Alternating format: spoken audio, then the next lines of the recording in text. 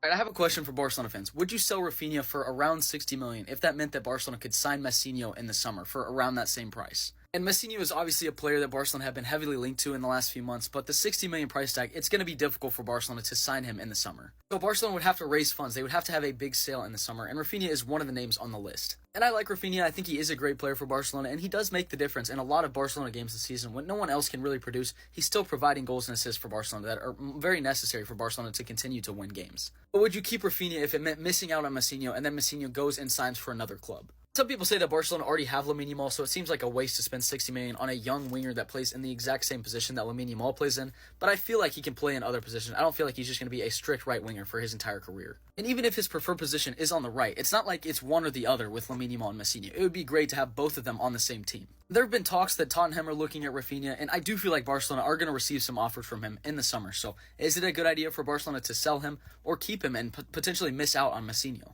With how good Lamine Yamal has been, I don't think it's really surprising for people because we saw glimpses of how good he was going to be, but of course how quickly he has been integrated into the team and been such an important player for Barcelona. He's literally been their best player in the last couple months.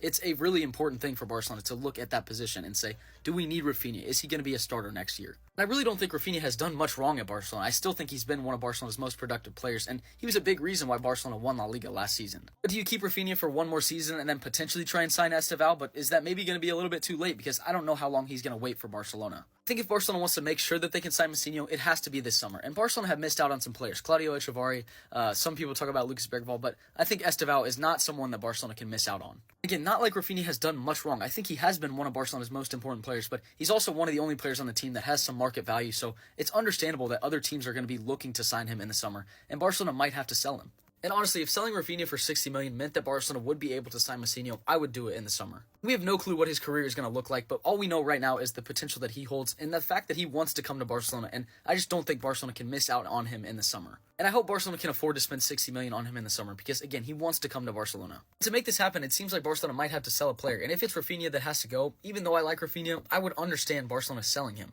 And I really hope Barcelona can sign Messinho, and I hope that they can make this happen in the summer.